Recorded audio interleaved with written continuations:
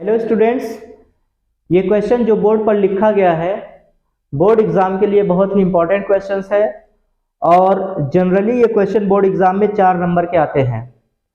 प्रश्न है, एक रेलगाड़ी 63 किलोमीटर की दूरी किसी निश्चित औसत चाल से तय करती है और फिर 72 किलोमीटर की दूरी प्रारंभिक औसत चाल से 6 किलोमीटर प्रति घंटा अधिक औसत चाल से तय करती है। यदि यह पूरी यात्रा 3 घंटे में तय की गई है तो प्रारंभिक औसत चाल क्या थी। सवाल में एक रेलगाड़ी 2 अलग अलग दूरियां तय करती है। पहली दूरी वो तय करती है 63 किलोमीटर, जिसका चाल हमें नहीं पता है और कितने समय में तय करती है ये भी नहीं पता है। दूसरी दूरी तय करती है 72 किलोमीटर, जिसमें चाल कितना है यहाँ लिखा गया है, जितनी प्रारंभिक चाल होगी उससे 6 किलोमीटर प्रति घंटा अधिक चाल से तय करती है और कितना समय लगता है ये भी नहीं पता है। यानी 63 किलोमीटर तय करने में जो समय लगा है वो समय और 72 किलोमीटर तय करने में जितना समय लगा है वो समय, दोनों समय मिलाकर दिया गया है 3 घंटा। 63 किलोमीटर तय करने में जितना समय लेगी, जितना 72 किलोमीटर तय करने में समय लेगी, दोनों का टोटल 3 घंटा दिया है। तो सबसे पहले हम ये ज्ञात करेंगे कि 63 में जब वो रेलगाड़ी दूरी तय कर रही है तो कितना समय ले रही है और 72 में तय कर रही है तो कितना समय ले रही है। तो आइए हल करते हैं। सबसे पहले हम मानेंगे जो पूछा जा रहा है प्रश्न में, यहां लिखा है माना प्रारंभिक औसत चाल बराबर x। चाल का मात्रक क्या मानेंगे, दूरी किलोमीटर में दिया है और समय घंटा में दिया है, इसलिए यहां पर चाल का मात्रक किलोमीटर प्रति घंटा लिखेंगे। और अगर दूरी मीटर में दिया होता, समय सेकंड में दिया होता तो मात्रक लिखते हैं मीटर प्रति सेकंड। तो चाल का सूत्र होता है दूरी बटा समय। तो बच्चों 63 किलोमीटर की दूरी कितने चाल से तय करती है, x चाल से तय करती है और कितना समय लेती है ये हमें नहीं पता है। ना तो हमें चाल पता है ना तो समय पता है। तो चाल तो हमने मान लिया x, तो चाल के नीचे लिख दिए x। दूरी कितनी तय करती है 63 किलोमीटर, कितने समय में तय करती है ये भी नहीं पता है, इसको हम मान लेते हैं t1, यानी t1 टाइम में तय करती है। तो यहां से t1 हम निकाल लेंगे। अब t1 ही क्यों निकालेंगे, क्योंकि दोनों समय जोड़कर 3 घंटा दिए हैं, इसलिए हम t1 निकालेंगे। यहां से देखिए अगर तिरछा गुणा करेंगे t1 का x में, क्रॉस मल्टीप्लाई करेंगे तो t1 x आएगा या x t1। 63 का 1 में करेंगे तो 63, यहां से t1 निकल जाएगा 63 बटा x। एक चीज ज्ञात हो गया कि 63 किलोमीटर तक की दूरी कितने समय में पूरा करती है, 63 बटे x समय में पूरा करती है। अब हमें ज्ञात करना है कि 72 किलोमीटर की दूरी कितने समय में तय करती है। फिर से सूत्र लिखेंगे, औसत चाल बराबर दूरी बटा समय।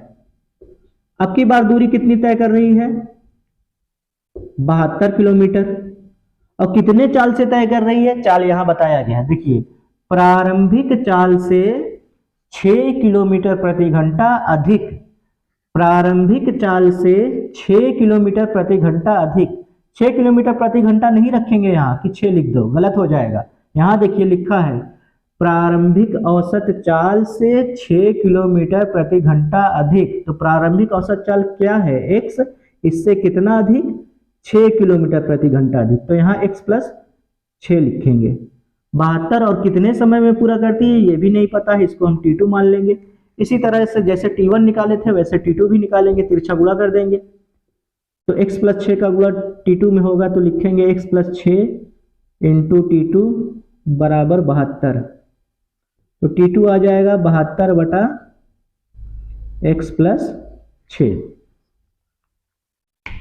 63 किलोमीटर तक की दूरी इतने समय में पूरा करती है, 72 किलोमीटर तक की दूरी इतने समय में पूरा करती है।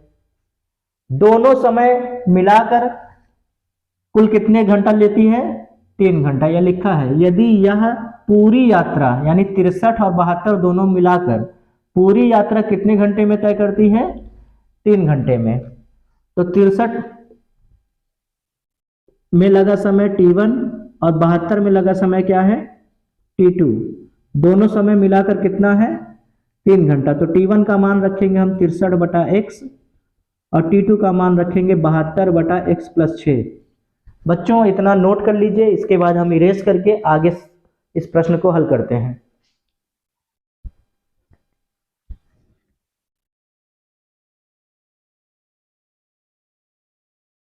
अभी हमने ज्ञात किया कि 63 किलोमीटर तक की दूरी तय करने में कितना समय लेती है, उसको T1 से माना था, और 72 किलोमीटर तक की दूरी तय करने में कितना समय ली थी? T2, उसको T2 से माना था। दोनों मिलाकर कुल कितना समय ली थी? 3 घंटा रेलगाड़ी। तो T1 कितना आया था? T1 आया था 63/x और T2 आया था 72/x + 6। इसके बाद दोनों का एलसीएम लेंगे, x और x + 6 दोनों एलसीएम होगा। एलसीएम अगर अलग अलग है तो दोनों लिखा जाएगा। एलसीएम लेने के बाद वही करेंगे, भाग देंगे फिर गुणा करेंगे। जब भाग देंगे इस एलसीएम में x से x कट जाएगा, बचेगा x + 6। x + 6 का गुणा 63 में होगा, तो 63 का x में होगा 63x। 63 का 6 में करेंगे, 6 का 3 में करेंगे 18, 1 हासिल, 6 का 6 में करेंगे 36 और 1 37। प्लस उतारेंगे, x + 6 से x + 6 कट जाएगा, भाग देने पर बचेगा x का गुणा 72 में करेंगे 72x बराबर आएगा 3। इसके बाद 72x आएगा, यहाँ 63x 72x जुड़ जाएगा, 3 2 5 7 6 13x + 378। यहाँ देखिए x का अंदर गुणा करेंगे, x की घात 2 हो जाएगा, x का x में गुणा होगा तो घातें जुड़ जाएंगी। x का गुणा 6 में होगा तो 6x बराबर 3। 3 का बटा 1 करके तिरछा गुणा कर लेंगे। 3 का गुणा x घाते 2 में होगा तो आएगा 3x घाते 2। 3 का गुणा 6 में होगा तो 3 × 6 = 18x। 1 का गुणा इन दोनों में होगा तो यही दोनों आएंगे, 135x + 378। सबको एक तरफ करके हम त्रिपद कर लेंगे। 18x + 135 बराबर की इस ओर से इस ओर आएगा तो चिन्ह बदल जाएगा, -135x। ये इधर आएगा -378 हो जाएगा बराबर 0। इसके बाद 135x में से 18x को माइनस कर देंगे। 15 में से 8 घटेगा, बचेगा 7, यहाँ बचेगा 2। 12 में से 1 जाएगा, सॉरी 2 में से 1 गया 1, 117 बचेगा। 135 में से 18 घटाए हैं तो 117 बचा है। घटाने पर जो संख्या बड़ी होती है उसी का चिन्ह उतारते हैं। 135 बड़ा है तो माइनस लिखेंगे।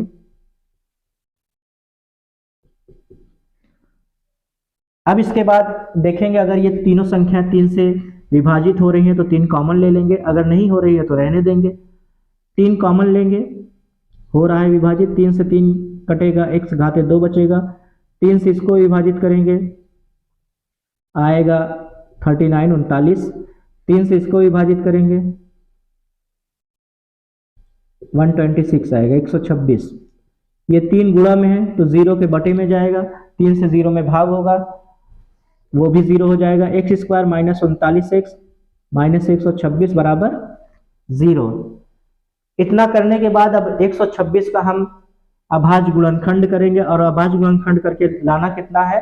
39। तो यहाँ देखिए 126 का जब अभाज्य गुणनखंड करेंगे तो 2 से विभाजित करेंगे 6, 2 से विभाजित करेंगे 3, 2 से नहीं होगा 3 से करेंगे, फिर ये 3 से होगा। अब इन्हीं संख्याओं का यूज करके हमें कितना लाना है? 39 लाना है। तो देखिए 2 का 3 में करेंगे कितना होगा? 6, 6 का 7 में करेंगे 42, 42। 42 में से अगर 3 माइनस कर दें तो 39 आ जाएगा। तो यहाँ पर हम 39 हटाकर कितना लिखेंगे? 42 - 3, बाहर x है, x उतार लेंगे, -126 बराबर 0। इधर से माइनस गुणा करेगा, उधर से x गुणा करेगा, माइनस का प्लस में करेंगे -42x, माइनस का माइनस में गुणा करेंगे +3x, -126 बराबर 0। दो दो पदों का जोड़ा बनाएंगे, इन दोनों जोड़ों में से कॉमन निकलेगा, x के ऊपर घात 2 है, यहाँ x के ऊपर घात 1 है, तो जो छोटी घात रहेगी वही कॉमन होगा।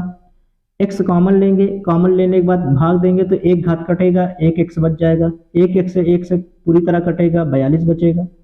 इन दोनों में से कॉमन होगा 3, 3 से 3 कटेगा, x बचेगा, प्लस का माइनस में गुणा होगा माइनस, 3 से 126 को काटेंगे तो आएगा 42। अब फिर से कॉमन लेंगे x माइनस 42, जब दोनों में से कॉमन बाहर निकाल लेंगे तो बचेगा क्या, x प्लस 3 बराबर 0। नीचे हम नहीं लिखेंगे क्योंकि फ्रेम में से कट जाएगा तो नहीं दिखेगा आपको, इसलिए हम यहां लिख रहे हैं। इसके बाद हम मान लेंगे, माना x माइनस 42 बराबर 0, एक बार इसके बराबर 0 मानेंगे और एक बार इसके बराबर 0 मानेंगे, तो माइनस 42 प्लस है उधर जाएगा, प्लस 42 हो जाएगा। x प्लस 3 बराबर भी 0 मानेंगे, प्लस 3 उधर जाएगा, माइनस 3। ये आंसर माइनस में आ रहा है, तो चाल माइनस में तो हो नहीं सकता है, इसलिए इसको लिख देंगे हम अमान्य। ये वाला मान आंसर आएगा और यही हो जाएगी रेलगाड़ी की प्रारंभिक चाल। तो कितना आया है 42, तो लिख देंगे 42 किलोमीटर प्रति घंटा। आखिर में हम लिख देंगे अतः रेलगाड़ी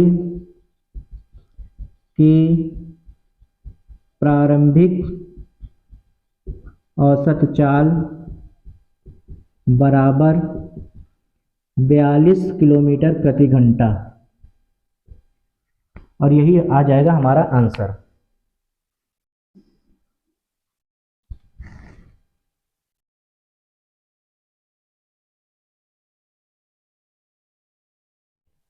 अगला प्रश्न है, दो अंकों का योग 8 है तथा उनके व्युत्क्रमों का योग 8/15 है, संख्याएं ज्ञात कीजिए। व्युत्क्रम क्या होता है, जैसे 5 है तो 5 में किससे गुणा किया जाए कि उत्तर 1 आ जाए, तो जिससे गुणा किया जाएगा वही उसका व्युत्क्रम होगा। तो 5 में अगर हम 1/5 से गुणा करेंगे तो उत्तर कितना आएगा 1, यानी 5 का व्युत्क्रम कितना होगा 1/5। इसी तरीके से देखिए, जैसे 6 में कौन सी संख्या से गुणा किया जाए कि उत्तर 1 आए, तो आप बताएंगे 6 में गुणा करिए 1/6 से, तो 6 से 6 कटकर उत्तर कितना आ जाएगा 1, यानी 6 का व्युत्क्रम कितना होगा 1/6। अगर मैं पूछूं कि 1/7 का व्युत्क्रम बताइए, तो व्युत्क्रम अभी मैंने बताया कि ऐसी संख्या से गुणा करो कि गुणा करने पर उत्तर 1 आ जाए। तो 1/7 में किससे गुणा करेंगे 7 से, 7 से 7 कटकर कितना आ जाएगा 1। ये तो था व्युत्क्रम निकालने का तरीका। और सबसे इजी तरीका क्या होता है, जैसे हम 5 का व्युत्क्रम निकाल रहे हैं तो इसका उल्टा कर देंगे 1/5, तो 5 का व्युत्क्रम कितना हो जाएगा 1/5। 2/3 का अगर व्युत्क्रम निकालना है तो उल्टा कर देंगे, 3/2 हो जाएगा। तो व्युत्क्रम यही होता है। ये प्रश्न पर चलते हैं। प्रश्न है, दो अंकों का योग 8 है तथा उनके व्युत्क्रमों का योग 8/15 है, अंक ज्ञात कीजिए। तो मानेंगे हम, माना पहला अंक बराबर x, तो दूसरा अंक कैसे मानेंगे, देखिए दूसरा अंक लिखेंगे, यहां थोड़ा हम रफ कर लेते हैं, रफ करके आपको दिखाते हैं कि दूसरा अंक कैसे माना जाएगा। प्रश्न में कहा है कि दो अंकों का योग 8 है, यानी दोनों अंकों को जोड़ने पर कितना आता है 8। तो अगर पहला अंक और दूसरा अंक दोनों को जोड़ा जाता है तो कितना आता है 8। पहला अंक क्या माना गया है x, तो दूसरा अंक कितना माना जाएगा, यहां से देखो निकल जाएगा, प्लस x उधर जाएगा, माइनस x हो जाएगा, तो दूसरा अंक क्या माना जाएगा 8 माइनस x। तो पहला अंक बराबर x, दूसरा अंक बराबर 8 माइनस x। इसके बाद क्या बोला है, प्रश्नानुसार बोला गया है कि उनके व्युत्क्रमों का योग कितना है बच्चों 8/15 है। उनके का मतलब किनके, यानी संख्याओं के अंकों के, उनके व्युत्क्रमों का योग 8/15 है, मतलब कि अंकों के व्युत्क्रमों का योग कितना है 8/15। तो x का व्युत्क्रम कितना होगा, अभी मैंने व्युत्क्रम आपको निकालना सिखाया। x का व्युत्क्रम होगा 1/x, और 8 माइनस एक्स का व्युत्क्रम क्या होगा, 1/8 माइनस एक्स। उनके व्युत्क्रम हमने निकाल लिए, 1/x 1/8 माइनस एक्स। इन दोनों का योग कितना है, 8/15।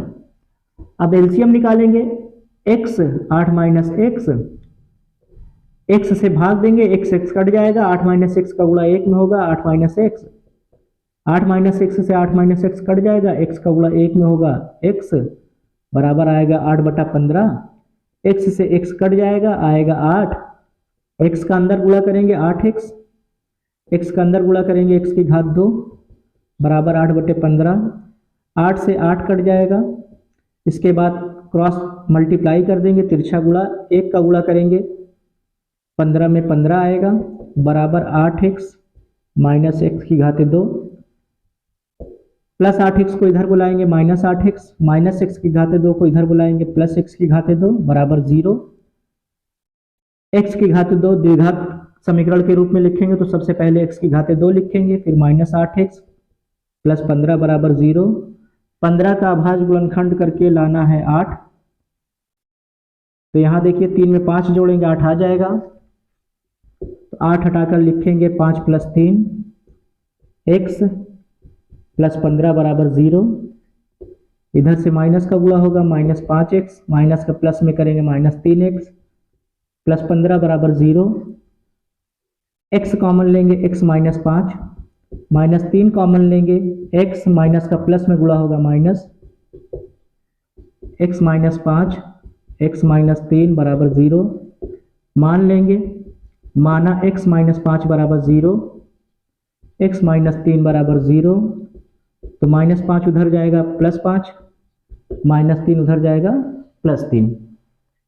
दोनों में से एक अमान निकल लेंगे, चाहे इसको अमान निकल लीजिए चाहे इसको अमान कर लीजिए, दोनों प्लस में आ गया तो एक अमान्य करना ही पड़ेगा। तो पहली संख्या क्या आ गई, x, पहला अंक माने थे हम x, तो x का मान कितना आया 5, तो पहला अंक आ गया 5। दूसरा अंक माना गया था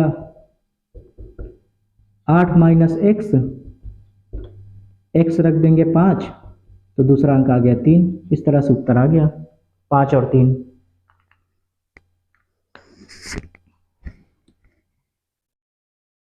अगला प्रश्न है, दो संख्याओं का योगफल 85 है, यदि बड़ी संख्या छोटी संख्या के 4 गुने से 5 अधिक है तो संख्याएं ज्ञात कीजिए।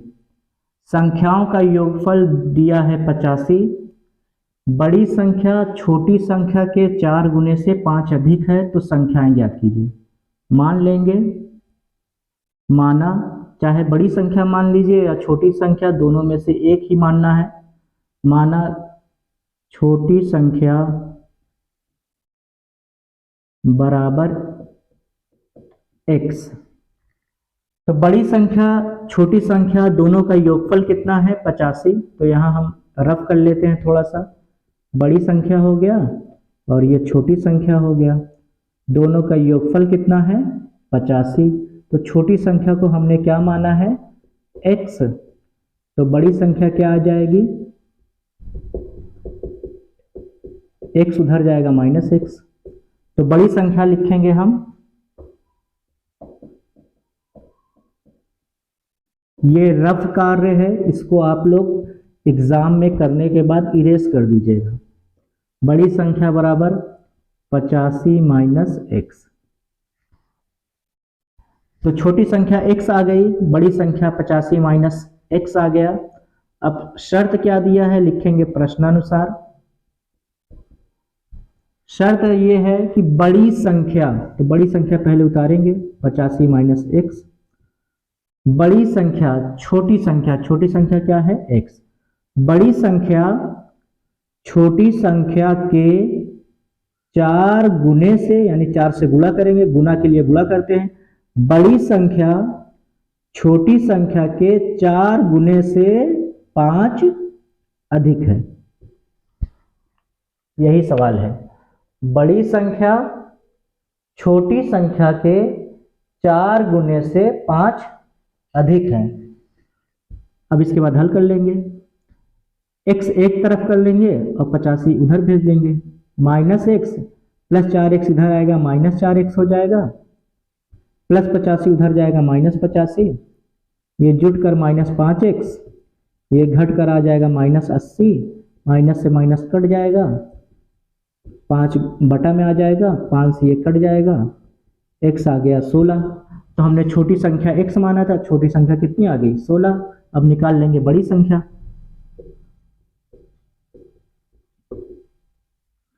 तो बड़ी संख्या 85 माइनस x का मान लिखेंगे 16, घटाएंगे, 15 में से 6 गया 9, 7 में से 1 गया 6। इस तरह से बड़ी संख्या कितनी आ गई 69 और छोटी संख्या कितना है 16। यही आ गया हमारा उत्तर।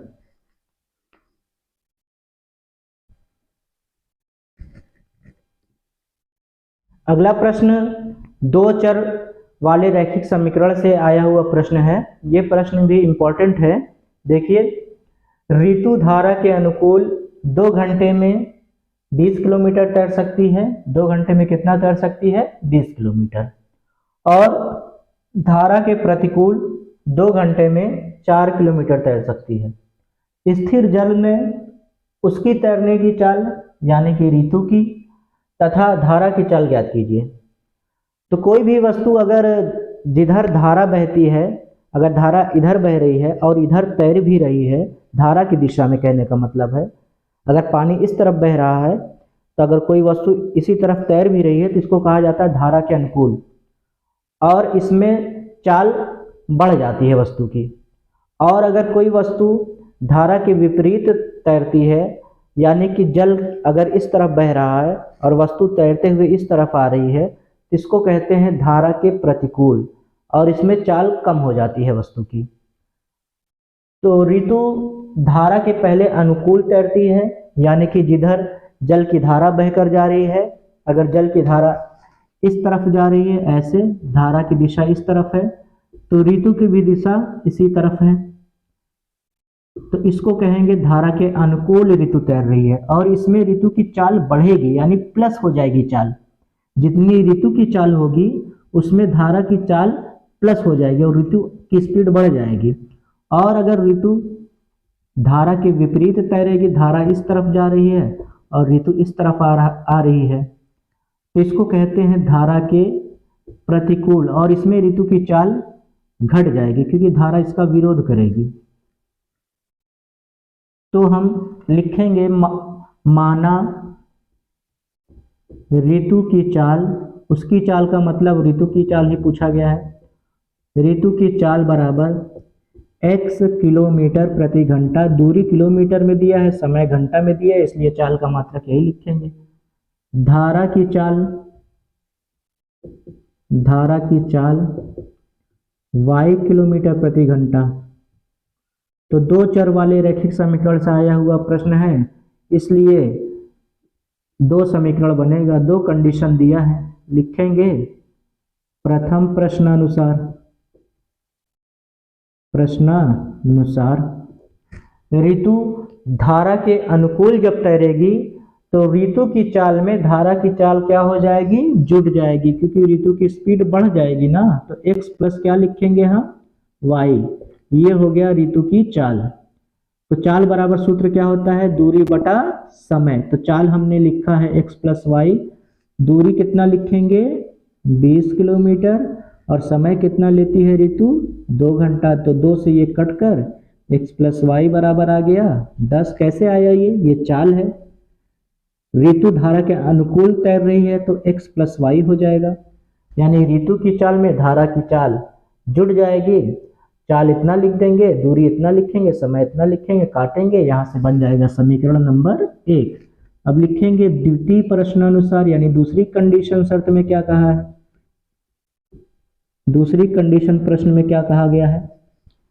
और धारा के प्रतिकूल, यानी ऋतु जब धारा के विपरीत दिशा में तैरती है तो उसे 4 किलोमीटर तैरने में कितना समय लगता है 2 घंटा। तो ऋतु की स्पीड x है, धारा की स्पीड y है। तो अभी हमने बताया अगर धारा के विपरीत कोई वस्तु तैरती है तो उसकी चाल कम हो जाती है, यानी ये जोड़ा नहीं बल्कि क्या किया जाएगा, घटाया जाएगा। तो ये चाल हो गया x माइनस वाई, चाल इतना हो गया, दूरी कितना है 4 किलोमीटर, समय कितना है 2। तो यहाँ से बन जाएगा समीकरण नंबर 2। समीकरण 1 और समीकरण 2 को हम जोड़ लेंगे, लिखेंगे समीकरण 1 व समीकरण 2 को जोड़ने पर, जब दोनों समीकरण को हम जोड़ेंगे तो समीकरण जोड़ने पर चिन्ह नहीं बदलता है, प्लस है तो प्लस ही रहेगा, माइनस है तो माइनस ही रहेगा। अगर घटाते तो चिन्ह बदल जाता, प्लस का माइनस हो जाता, माइनस का प्लस हो जाता। तो y से y कट जाएगा, x x जुटकर 2x आ जाएगा, 10 और 2 जुटेगा 12, ये गुणे में है बटे में आ जाएगा, तो कितना आ गया 6। तो ऋतु की चाल आ गई 6, ऋतु की चाल x माना गया था 6 किलोमीटर प्रति घंटा, यहाँ लिख देंगे 6 किलोमीटर प्रति घंटा। अब लिखेंगे x का मान समीकरण 1 में रखने पर, x प्लस वाई बराबर 10, x लिखेंगे 6, तो 10 माइनस 6, y आ जाएगा 4। तो धारा की चाल आ गई 4 किलोमीटर प्रति घंटा। आखिर में आप लिख दीजिएगा अतः ऋतु की चाल बराबर, अतः ऋतु की चाल बराबर 6 किलोमीटर प्रति घंटा, धारा की चाल बराबर 4 किलोमीटर प्रति घंटा। प्रश्न हो गया हल। बहुत ही आसान प्रश्न था।